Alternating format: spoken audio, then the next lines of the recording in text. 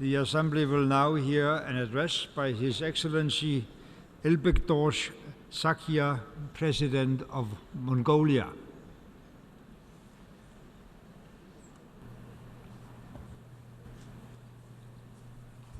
Thank you.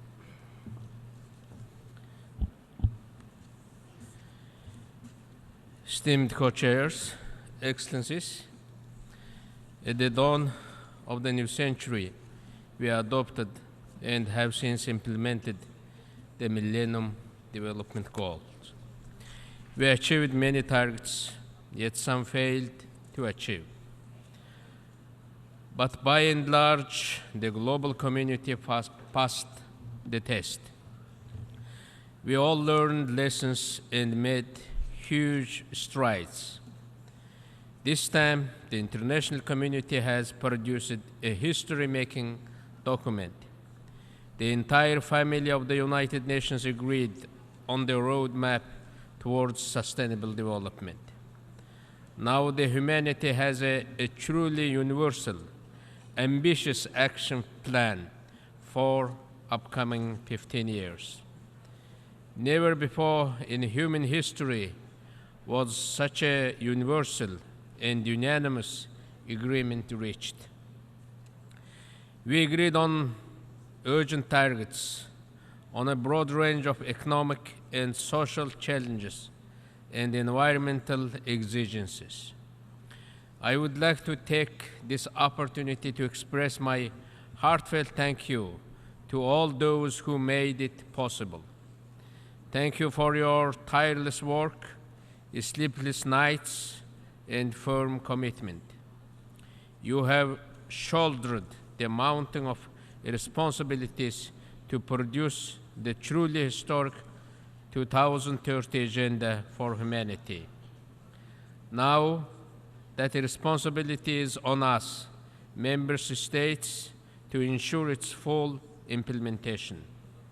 Co-chairs, Mongolia's commitment to international cooperation remains strong.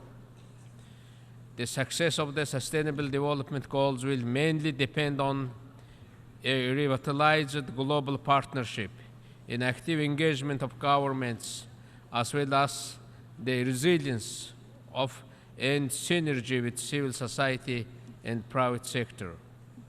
It is widely recognized that each country has a primary responsibility for its own development.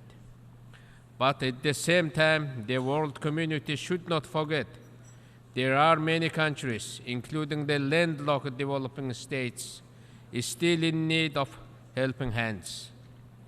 One thing is certain, every nation state shall always strive for good governance, a strict rule of law, and sound human rights policy.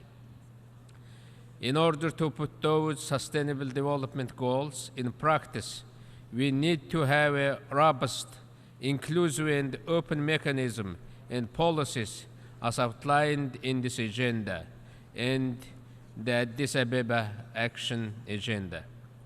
We must have a reliable implementing, monitoring, and accountability regulations and institutions in place.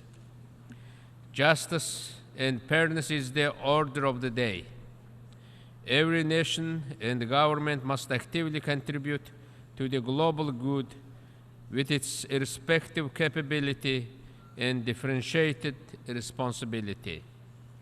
We must also agree on a global agreement on climate change later this year in Paris.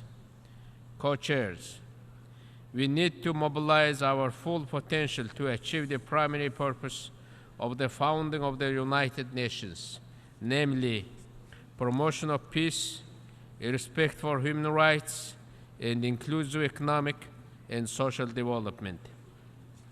I believe that in the 21st century, the UN will remain at the heart of our humanity. Thank you very much.